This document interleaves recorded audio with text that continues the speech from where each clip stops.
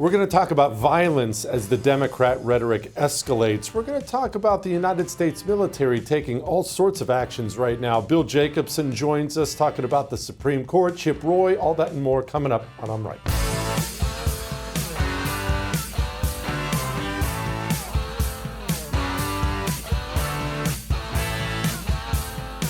Let's talk about violence. Let's talk about Democrat violence as more rhetoric continues to increase from their side. First of all, understand that you don't commit acts of violence all the time, and you don't wish violence on other people all the time only because you have something morally against it. Me too. It's not that I'm a completely nonviolent person, I admit that, but even our political opponents. You know, if we woke up tomorrow and saw that Joe Biden died, I wouldn't cheer, wouldn't be happy. I'm not going to cry. I'm not going to sob. I don't care for him. But that wouldn't make me happy. I wouldn't go online and it said, "Woo, he's dead, yes." Just wouldn't occur to me. But that is because you and I, we have a different value system than communists do. And the enemies of communists throughout history, this is not unique to America, have always struggled to fully understand that. To a communist, violence is a necessary part of the revolution. It is a necessary part of the revolution. It is so necessary, he will encourage it. Sometimes really, really subtly encourage it. Sometimes he'll flat out tell people, go commit acts of violence. But to him, because he has nothing morally against it, violence is just second nature. And don't think for a moment I'm only talking about Democrat politicians, elite communists, or I'm only talking about Antifa or BLM, street communist types. This goes for, well, according to polling, the majority of Democrat voters in this country are comfortable with violence. Do I need to remind you of the poll during COVID that showed the percentage of Democrats that believe that you should be arrested and thrown into a camp if you didn't mask up, didn't take the vaccine? The percentage of Democrats that thought your children should be taken away from you, it wasn't 10%. These are normal people. Those are acts of violence. To them, force, violence, it's what you do. You get power, you get the ability to use violence, and you use it. Maybe the violence comes in the form of a deranged street animal.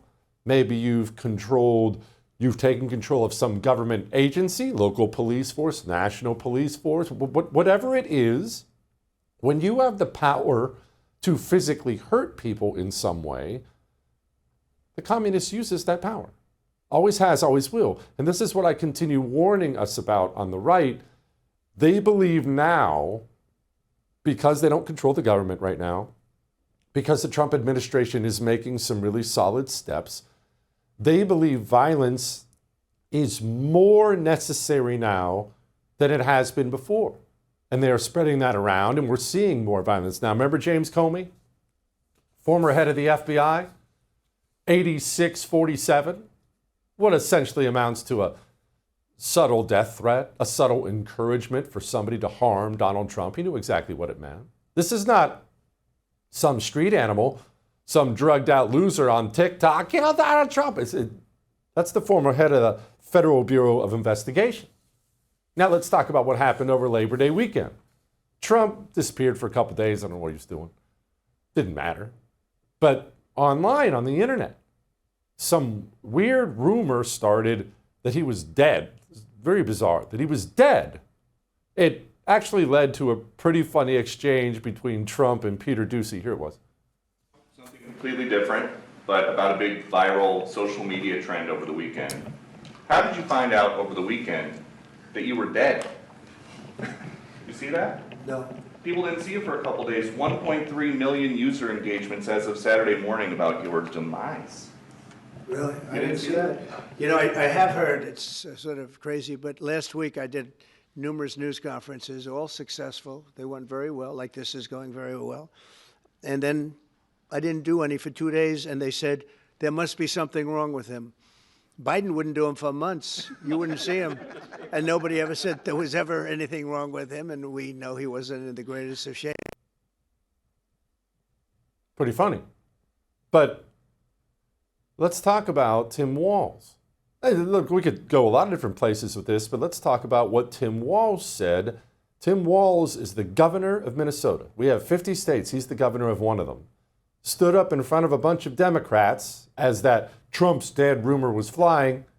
Here's what he said. You get up in the morning and you doom scroll through things, and although I will say this, the last few days you woke up thinking there might be news. Just saying.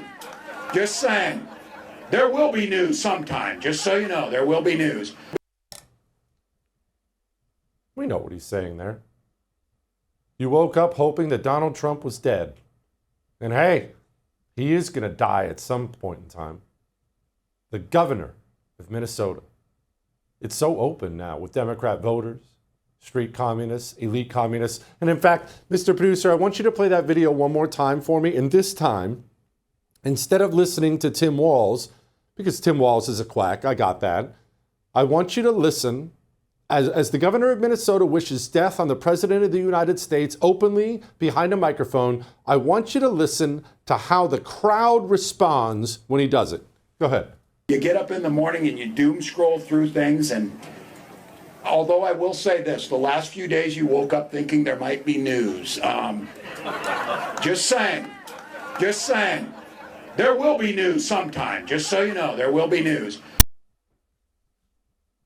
Oh, gosh, that's so funny. Let's hope, huh? Violent people. You have to remember you're dealing with people who view violence differently than you view violence. Remember Ryan Ralph, the guy who was waiting to shoot Donald Trump on the golf course? Ryan Ralph, crazies like that?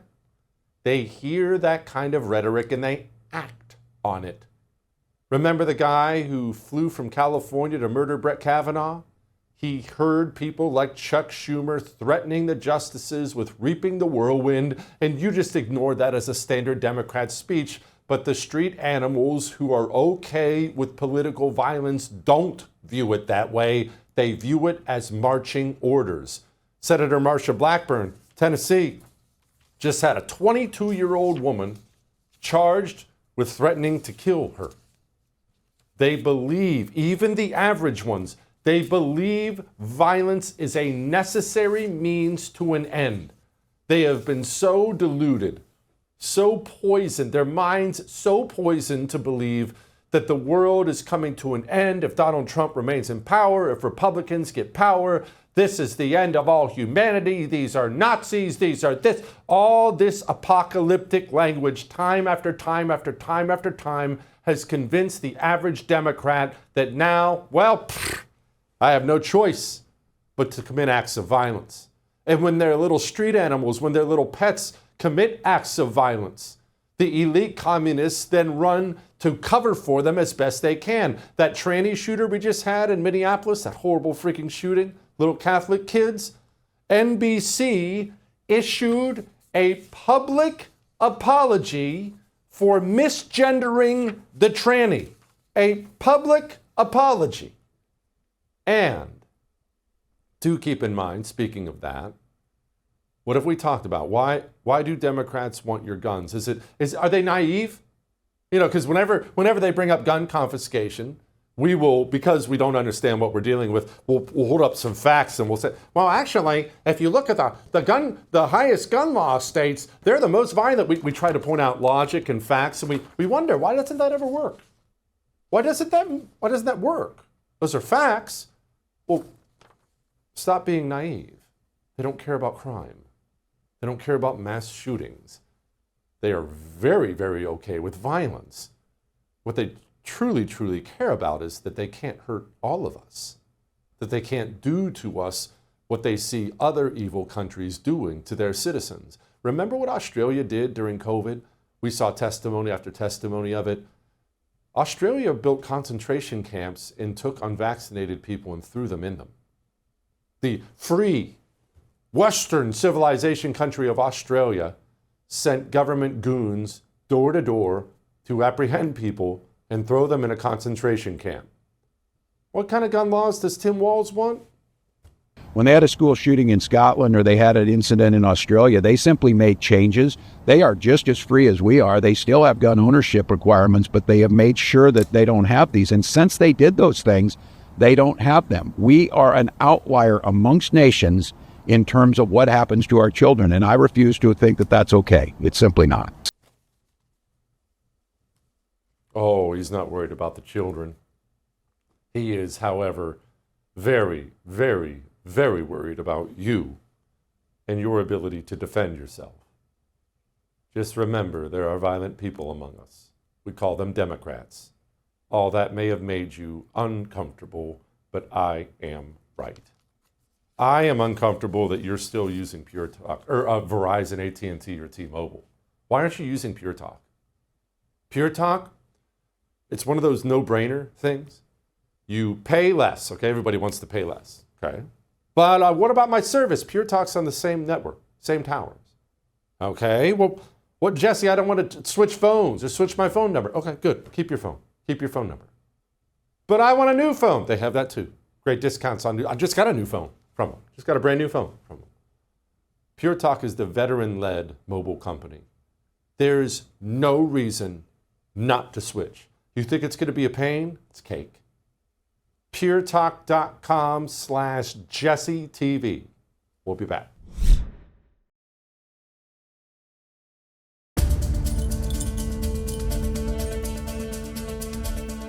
We vaporized a bunch of narco traffickers. Did you see this? Did you see this video? I like that the President of the United States himself put out a video of this drug boat. Apparently there were 11 Tren de Aragua guys in a boatload of yayo heading towards the United States of America, and they are actually no longer with us. And Secretary of Defense Pete Hegseth addressed it on the news this morning. We knew exactly who was in that boat, we knew exactly what they were doing, and we knew exactly who they represented. And that was Tren de Aragua, a narco-terrorist organization designated by the United States trying to poison our country with illicit drugs. President Trump is willing to go on offense in ways that others have not been. And to send that clear signal to Tren de Aragua, Cartel del Sols, and others emanating from Venezuela, we're not going to allow this kind of activity. You're poisoning our people. We've got incredible assets, and they are gathering in the region. And so you want to try to traffic drugs, it's a new day. It's a different day. And so those 11 drug traffickers are no longer with us, sending a very clear signal that this is an activity the United States is not going to tolerate in our hemisphere. We are gathering. Joining me now, Doug Truax, founder of Restoration of America, former U.S. Army captain. Doug, we're not just there, we're gathering. What's coming? Well, it is a new day, isn't it? And I just look at this. It's such, on one level, you feel, hey, 11 people got killed, but hey, looks like those guys deserved it. And, any situation we've had previously politically where we've all been like, why is this going on? Why is all this fentanyl coming into the country? Why are the borders open? All these different things. And I think everybody in the country now has been touched by something somewhere by the fentanyl crisis. Somebody they knew died or knew somebody that knew somebody and things like that. And you watch these numbers and you say, when are we going to do something about this? And Biden was asleep at the wheel. I think back to, even Obama just let these guys do whatever he wanted to do, just kept growing and growing and growing. Trump, first term, under fire all the time, had 4 years to think about it now, and now he's back, and super thankful for Secretary Hegseth too. But I think all of us as Americans feel like, the number one job of the government is to protect the people. And we weren't being protected in a lot of ways. And however you feel about foreign interventions, I know you served and all that, as did I. And so we have our thoughts on being deployed and things like that. But when you get straight down into, hey, these guys are here to hurt us. They're here to hurt our kids. They're making money off of pain and suffering in our country. And our government has previously done nothing about it. To all of a sudden, those guys get taken out. And, it's got to releasing the video is genius, right? Because you want anybody on the other end in Venezuela or wherever to look at that video and think to themselves, I don't know about this anymore. It seemed like it was so easy before, just avoid the Coast Guard. And now the stakes are much higher. You might just get blown out of the water. And those guys didn't even know what happened, right? It just happened to them. And so their buddies are going to watch that, think about it. You know how it is in the military too. I'm sure with their ranks, it gets around the soldiers and they're like, I don't know, it's not so safe to go anymore. And hey, boss, I'm calling in sick today as opposed to that next drug run. And, that's what we need. We need some heavy resistance going back the other way. And it's a new day. And I'm super happy to see it. I think most Americans are for sure. Doug, do we believe from what we're seeing right now that this is just about blasting some narcos? Or do we believe, as Maduro very clearly believes, that this is about a potential regime change in Venezuela? I mean, moving 4,000 Marines and sailors off the coast is not a light show of force. Yeah, that's right. And I think it sends a message that if we wanted to do it, we could do it. And I think that that's always been the message, as you know, being in the military, you always want to be in a situation where you're completely prepared to do the thing you have to do, but you're kind of hoping you don't have to. But the simple fact that you're prepared to do it changes people's behavior. And I think that's probably the case with Maduro over time here. He's getting put on notice that you can't just do whatever you want going forward. Regime change, I kind of regret all those neocon decades where it's like, hey, let's go do this, let's go do that. I'm personally far away from that thought, but I think what does happen is people start to behave differently when they realize that if we wanted to do it, we could do it. So you should start thinking differently in Venezuela. Yeah, I agree with you on that. Okay, I want to switch and talk about something you will be more experienced with than I will. Chicago. Trump went out and said, we're going in. Here he was. Lined up on Chicago, though? Well, we're going in. I didn't say when. We're going in. When you lose, look, I have an obligation. This isn't a political thing. I have an obligation. When we lose, when 20 people are killed over the last 2.5 weeks, and 75 are shot with bullets. So let me tell you a little story about a place called D.C., District of Columbia, right here where we are. It's now a safe zone. We have no crime. It's in such great shape. You can go and actually walk with your children, your wife, your husband. You can walk right down the middle of the street. You're not going to be shot, Peter. Okay, Doug, you know Chicago better than I do. Obviously, I love the place, but you know Chicago better than I do. I have grave concerns, and my concerns are because of this. The feds control D.C. completely. The feds do not control Chicago. Chicago, from the top down, Pritzker, Brandon Johnson, has a completely hostile political class that is not going to use the CPD in ways they probably should. They're already calling for the citizens to rise up. I consider this a completely different threat environment, and I'm worried about the safety of our guys. Not cleaning up of crime, I'm all fine with that, but I'm worried about the National Guard trying to replicate in Chicago what they did in D.C. Am I crazy? No, you're not. I think that's the best point is that it's not DC. DC has a different set of circumstances. The south side of Chicago is where most of this happens. Now Chicago's gotten a lot worse, and as you said, I know Chicago, lived there for 23 years. I'm in Florida now. Made the move, but it hasn't been that long. Just was in Chicago for a wedding a couple weekends ago. Had to go downtown. Sad to see what's happened even downtown. But you get to the south side where where most of the violence happens and these killings. It's just you can't believe it's our country. I had to go for a long period of time down to University of Chicago Hospital. I had a sick relative down there, and you had to drive through the south side. And I've been through all the other Inglewood and Lawndale and everything else, and it's just crazy what has been going on for decades there. And this is it's just an endemic problem with the Democrats. They've created a situation where they're just looking for votes. They don't care. So they've taken family out of the black community. Education is horrible. There's way less emphasis on our Christianity and religion. And so you have a situation where they're basically just doing the best they can to farm votes down there because, in Illinois, downstate, it's very red. And so the Democrats have to, especially in statewide races, Pritzker and the Senate races, they have to really manufacture as many votes as they can in the city. So that's been the emphasis over the years, and they've really just neglected everything else. As long as those guys will keep pulling along with them, which I sincerely hope at some point there'll be the uprising politically against these guys in Chicago. So that's been the problem, and it's going to keep going until they stop it.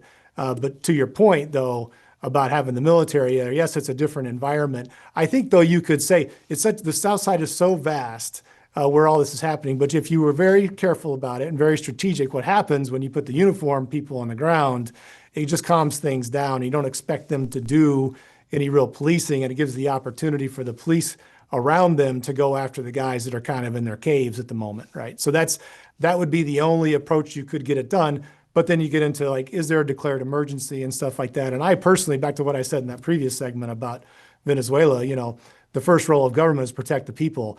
And these guys, Pritzker and all these guys, we've watched all these Democrats all these years, they are completely out there now. They have no idea what it means to look out for their own people, obviously, or they would have done something by now. And I applaud President Trump for pushing it, making it a huge issue. But to your point, we got to think about this one very clearly. That's probably why President Trump said, it's on the way, because they probably they're grappling with, what's the mechanics of doing something like that in Chicago. Can we fix it? Look, even if obviously Trump has very sharp people around him. That I'm sure you're right. They're coming up with a plan. Let's say we get the NG in there and they've got it locked down and cleaned up. What stops all that shooting, all that mess from coming in the second the National Guard guys have to go home to their wives and their jobs? Yeah, that's the question. And that's partly why I left. I took my family and got out of Chicago, because the will to fix it over time just doesn't seem to be there. And so it's just the classic, political case of just at some point you have to have enough people that had always voted Democrat no matter what say, we're going to do something different. And I've always been watching every election cycle. We're at Restoration here, we do a lot of campaigns, right? And so I've always watched every election cycle. You have the city council meetings, and you have the black folks coming in, and they're just like, you got to change this, you got to fix this. And I'm always thinking maybe there's going to be enough of them that won't vote Democrat, but the numbers don't play that out. So I'm just hoping at some point that people are going to say, the Democrats are basically want crime in some ways, and the Republicans will stop it. And until that happens, until that mentality comes in, it's a major problem, because to win statewide, you get a new governor and a new approach in Illinois. You can count on the downstate people for sure in some of the Collier County areas. But when you have such a heavy population inside Chicago that's just dead set on voting Democrat, it's a very difficult environment to change, just being honest. So I'm always prayerful, hopeful, but, doesn't look great overall. But hey, it's their problem. It's, they got to do something about it. They have all these people dying, and they're supposed to be doing something about it. So good for Trump for calling them out. And now, Pritzker's got a PR problem on his hand because it looks like he's defending people dying. So I don't know. We'll see what happens on that one. Doug, thank you, brother. I appreciate it. Bill Jacobson's going to join us. We have Supreme Court matters coming, but first I want to talk to you about your estrogen levels. Sorry, they're too high. It's in your water. It's in the plastics. You shower in it. We shower in synthetic estrogens. And maybe the most eye-popping statistic I've ever heard in my life, just crushing, is that the United States of America has lost 50% of its testosterone in the last 50 years. Half a century, half the testosterone. What's that look like 50 years from now? We won't even be a country anymore. You need to change it. Without sticking a needle in your friggin' arm, you need to change it. That's what Chalk is here to do with natural herbal supplements. Clinically tested. 20% increase in your T levels in 90 days. Go to chalk.com/JesseTV. Get a subscription. You are 90 days away from feeling like a new person. It's not like I want you to take my word for it. You will know. Your brain will clear up. Your energy levels are going to go through the roof. You're just going to be in a better mood all the time. Chalk.com/JesseTV. We'll be back.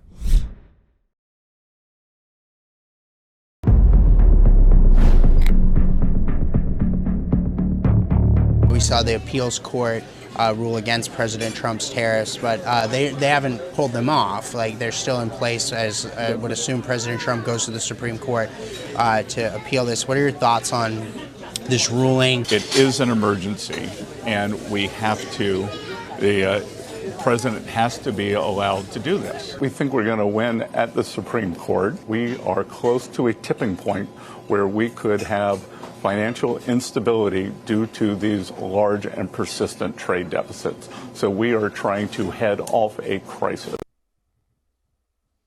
Okay. Tariffs, no tariffs, this or that. I don't know. We're not getting into that right now. What I want to know is, why is this going to the Supreme Court? What are the laws? What's the legality of all this? That was a hard word to say. Joining me now, Bill Jacobson, Cornell University Law Professor, founder of Legal Insurrection. Okay, Bill, why is this a court issue? What's happening? Why is it at the Supreme Court? Please make us smarter. Sure. Well, the authority that President Trump invoked for his tariffs was an emergency authority that the president has to deal with various international emergencies. And what the court ruled was that even if the statute applied, even if he properly invoked an emergency, the statute doesn't provide for tariffs. So he did something that is beyond his authority under the statute, assuming the statute even applies. So that was really the ruling, and the Supreme Court's probably going to have to decide, because this was a ruling by the Court of Appeals for the Federal Circuit. We don't talk about the Federal Circuit very much. It's the circuit that has jurisdiction over international trade disputes, among other things. So this will go, I presume, to the Supreme Court. The Supreme Court's going to have to rule. Assuming a president properly invoked these emergency powers, do the emergency powers include tariffs when tariffs is not mentioned in the statute? And that's going to be the issue. Okay, Bill, you're on the Supreme Court. Do they? I think it's within the president's power. There is enough language in the statute. The statute does not purport to be exclusive to the remedies listed in the statute, and the president has some flexibility. So I think he's going to win in the Supreme Court, but I don't have a high degree of confidence in that I might on other issues that you and I sometimes talk about. I think it's going to be a close call. I think ultimately the Supreme Court will rule that the statute gives the president enough authority to fashion remedies to deal with the emergency, and that tariffs can be part of it. Bill, another one heading to the Supreme Court is Trump's use of the Alien Enemies Act to deport gangbangers and criminals. But I'm very, very confused, Bill, because I thought we already had a decision on this. Why do we need a second decision? I thought all these decisions were final. What's happening? Well, the prior decision by the Supreme Court essentially sent it back down to the lower court, sent it back down to the Fifth Circuit Court of Appeals. And that was what happened. The Fifth Circuit Court of Appeals, a panel of the Fifth Circuit, has now addressed it and has said that the president did not properly invoke that act because what is happening with this Venezuelan gang does not constitute an invasion as required by the statute. But I think that may not hold up even in the Fifth Circuit, because within the last hour or two, I saw that one of the judges on the Fifth Circuit, which is a large bench, I don't know how many judges they have, but more than a dozen, said, hold off. We want to reconsider this. We want to withhold what they call the mandate. Don't send this back down to the lower courts to implement yet. So my guess is that this is going to go to the full Fifth Circuit. And I think the full Fifth Circuit will find that the president is the one who gets to decide if there's an invasion, not the federal court. And certainly what has been happening with Venezuela, sending gang members here for the purpose of subverting our country, is sufficient for the president to reach that judgment. So I don't think it's going to go to the Supreme Court right away, because I don't think it's going to survive the full Fifth Circuit. But if it does, we'll be back on the merits in the Supreme Court, whereas last time we were dealing with kind of emergency injunctions and things like that. Pete Hegseth, Defense Secretary Pete Hegseth, announced that he's grabbing 600 DOD, Department of Defense lawyers, and he's going to have them be immigration judges. One, I'm a little dumbfounded we have 600 freaking lawyers at all in the DOD. And two, how does this work? Well, I think it's a really important move because one of the things that the left has done, the Democratic Party has done, is they understood the weak point in the immigration system. Our immigration system and legal system is not equipped to deal with millions and millions of asylum cases and millions of cases. It's just not equipped. So if you flood the system, even if these claims are frivolous, you essentially bring the system to a halt. And that's what's happened. So what he's doing is he is adding 600 judges to process cases. How long, how many they can handle, I don't know, but it's going to be tens of thousands more than they can handle before. And so that's really important because that's the game the Democrats played. Flood the system, open the borders, bring in so many people who are taught to claim asylum, which is at one point was a legitimate claim. It was meant people being persecuted abroad, typically for religion or ethnicity. And they figured out as soon as you get here, claim asylum. And it's going to take years for you to work your way through the system. Then you ramp that up with open borders, and the immigration system's just completely overwhelmed. I don't think 600 is enough. Probably need 6,000 or 10,000, but at least they were able to free up 600 DOD lawyers, people who are probably, I don't know why they have 600 either, but they apparently they have 600 they can spare. So they've probably got another 600 or 800. And people in the military have legal problems. There are issues with regard to bases and transportation and international things. So it doesn't surprise me there are a lot of lawyers in the Army, in the military. But I'm glad they freed up 600 to start processing these cases and getting people who have no right to be here out of here. Bill, do you have any base of knowledge on how long, I know it's a dumb detail, how long these cases take? And I'm sure they vary, of course, but in general, is this an hour that you have to spend having to hear, why Lupe gets to stay? Is it a week? How long does it take for each person? Yeah, well, that's one of the big issues. The whole court process can take months or years, but the actual hearing itself can be truncated. And so I don't think they need a 10-week trial for every asylum case. That's, of course, what the Democrats would like. They would like to completely bring the system to a halt. I think most of these people will probably get an hour worth of hearing, and that's it.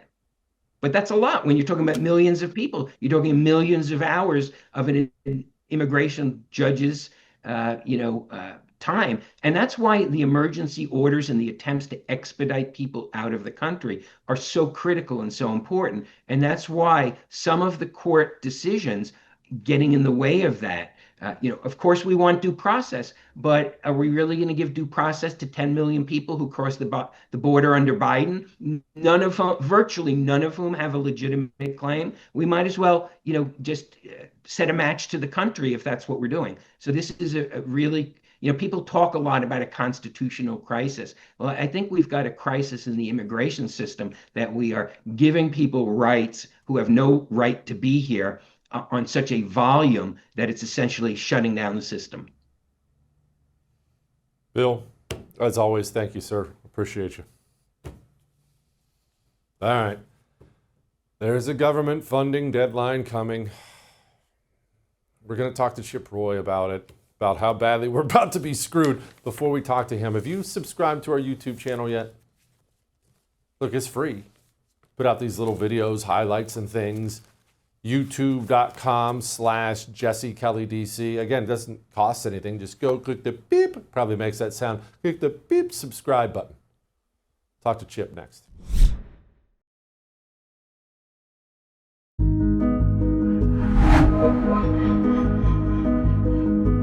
All right. Well, there's a government funding deadline coming. No, I promise. Hold on. I promise. It's actually September 3rd, and you're watching a new show on I'm Right.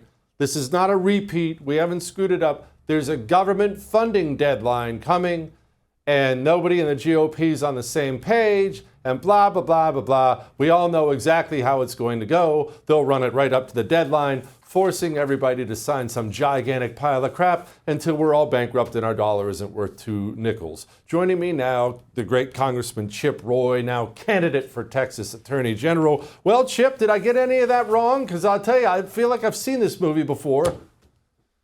Wait, you mean to tell me that every September we're not getting a different script from the producers here in Hollywood for ugly people, as they say about Washington, D.C. Look, here's the thing. Here's the good news, right?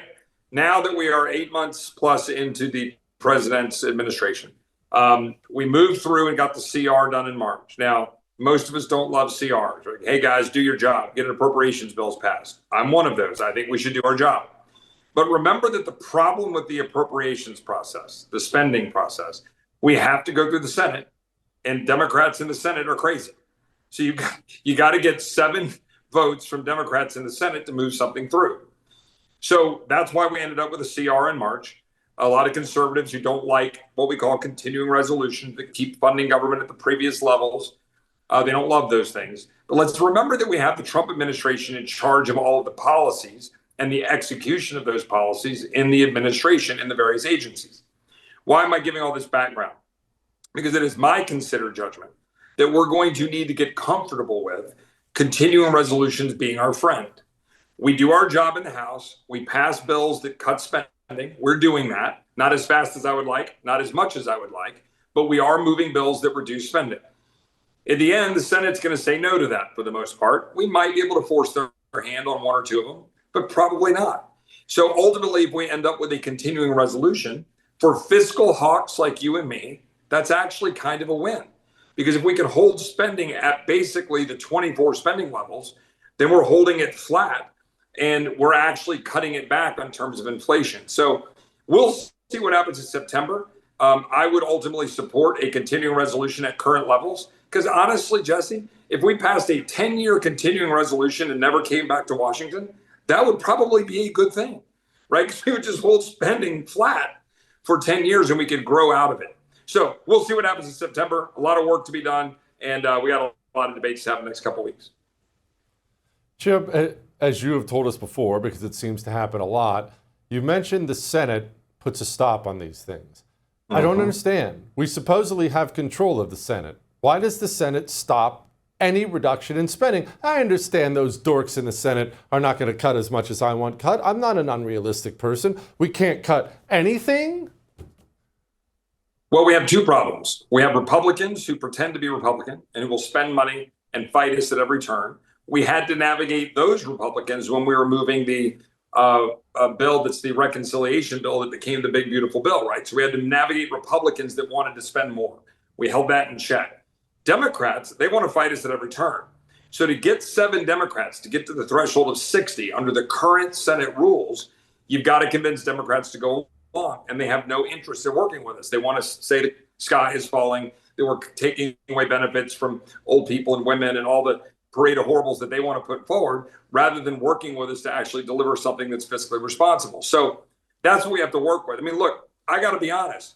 We ought to be pushing the Senate on why it's adhering to the 60 vote threshold, rather than forcing them to have actual filibusters to stop the progress. So those are things we got to talk through. But right now, we can't get something through the Senate without them getting 60 votes. Are we going to get a decent member of Congress when you leave and go become Attorney General, or is it going to be some nerd that I'm going to have to savage on this show all the time? Well, first of all, I need to go earn the votes. I need to go earn the votes of the people of Texas to be the Attorney General. I hope I will do that as a former prosecutor and the former First Assistant Attorney General, and frankly, someone who I think has demonstrated a commitment to conservatism and the rule of law and securing the border and going after corporate cronyism and Chinese communist lands, or like today, introducing a bill to ban stock trading. I think I've earned, hopefully, the trust of the people of Texas. And if I do, and I'm moving on, hopefully the people of Texas 21 will send somebody really solid. But look, it's up to them. Someone's got to go earn it, okay? You can't buy it. You can't come in from on high. You got to go earn it and talk to the people. And look, the odds are never great because the members of Congress, statistically speaking, have not been that good. But I do trust the people of Texas 21. They're a good, solid group of people, and hopefully we'll find somebody solid to send up there. Tell me about this stock trading thing. I know you're on this. I know Tim Burchett's on this. The decent people are on this. It's amazing to me this is something that can't get done. Even the savages who are part of the Democrat Party base, some of them want this to get done. It's horrible that members of Congress are allowed to insider trade with knowledge they have that we don't. It's against the law. How is this not already passed? Yeah. It should have been passed a long time ago. I will say this is a weird situation or strange bedfellows. I introduced legislation 5 years ago with a Democrat who's currently running for governor in Virginia. We disagree on most things, but she and I, Abigail Spanberger, we agreed on this. We were sitting down, we had a beer, we were talking through it and said, yeah, let's go do this. So we were the first, we led, and we said, hey, this is a big issue. We had 3 or 4 or 5 other colleagues who had different bills. So we now have merged all those bills together into one bipartisan consensus bill. When I say bipartisan, Jesse, I mean, this is me standing on the same stage with Pramila Jayapal, with Alexandria Ocasio-Cortez, with other of the 4 far-left members of Congress, and conservatives like Scott Perry, Tim Burchett from Tennessee. We've got a great, Anna Paulina Luna, we've got a great group, and I think we're going to force the hand now. Look, the arguments we get on the floor are pretty ridiculous. Members of Congress will come forward and say, well, our salary's not good enough, so we need to be able to trade stocks to be able to pay for our kids' college or do whatever. To which I say, we can have a debate about congressional salaries, right? They've been frozen for 15 years. That's up to the people to decide, and we got to decide what to do. But to say that you're going to day trade, like engage in stock trading on the very subject matters you're entrusted to objectively go vote on behalf of your constituents, if you want to trade stocks on a daily basis, then get out of Congress. There's 330 million Americans. We're 435. You don't want to be in Congress? Then go home. That's fine, right? So I'm not sympathetic or moved by that. And I will tell you one last point. Those of us who are vocal about it, we're owning it. We're saying we should ban it. And it's a 90-10 issue. My colleagues who don't like it, I promise you, they're not saying that very loudly because they know their constituents won't agree with them. Chip, what's the status of the Freedom Caucus? It's been a pleasure watching it grow over the years into something that is now a headache for GOP leadership, which I love. Is it still growing? Is it still strong? Is it getting watered down as happens over time? Actually, I think it's never been as strong as it is right now. And I say that with all due respect to my very good friends, Mark Meadows, Jim Jordan, those who founded it. And remember, I was on Capitol Hill as Ted Cruz's chief of staff when the Freedom Caucus did not exist, but we were meeting with what would become the Freedom Caucus. And then the Freedom Caucus got created about the time I left working for Ted. I was back in Texas. I was actually working in the AG's office as the first assistant attorney general. And then the Freedom Caucus was founded and it started to have an impact. Well, then I get there in 2019. I join it. Some other great folks join it. And we've had, I think, a very outsized impact in shaping the direction of policy to try to shrink government, shrink spending. Now, not as much as you want or I want, but forcing everybody to deal with these difficult issues. It's as strong as it's ever been. Now, I'm leaving to go home to Texas to hopefully be attorney general if I earn that right. Ralph Norman is going to South Carolina running for governor. Andy Biggs running for governor of Arizona. Byron Donalds is running for governor of Florida. 2 or 3 others that we might lose. But we've got new people coming in. We have some young folks in there that have been a part of the fights. Let me give you 2 examples. Andrew Clyde and Josh Burkeen joined with me and Ralph Norman in the budget committee. And we voted down the big, beautiful bill in the face of all of the arrows and all of the heat coming at us because it wasn't doing enough on the Green New Scam subsidies. And we weren't sure it was going to deliver on the Medicaid reductions that we thought were so important. So we fought and we held the line. And then we got some real changes in the right direction. Those are some younger guys and guys that aren't leaving. There's some good folks in the Freedom Caucus, but we got to grow its ranks. We need good people to run. You know, we need solid conservative Freedom Caucus warriors to join and come up here and join the fight. Thank you, Chip. Appreciate you as always, man. Lighten the mood. Next.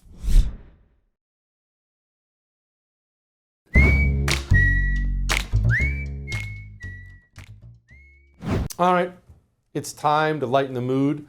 And look, flyovers get me. Military flyovers have always gotten me. I guess I'm just the ugliest of ugly Americans. When I'm at a football game and it happens, they get me. They did one for us when we were in Kuwait getting ready to go into Iraq. It's one of the coolest freaking things ever. And Trump met with the Poles today and honored the Polish leader and honored a fallen Polish fighter. And the formation you're going to see overhead, don't worry, they didn't screw it up. It's called the Missing Man Formation. It's what you do when you're honoring a fallen hero.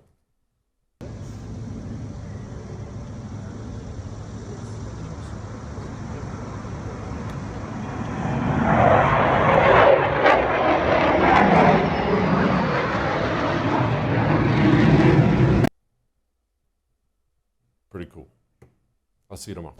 I would thank you for coming to my YouTube channel, but I know how brilliant it is, and I know you love it here. So subscribe and watch. We're going to start really ramping things up and putting some funny stuff, some interesting stuff out there, some collaborations. Either way, my YouTube channel is officially the place to be. So stick around.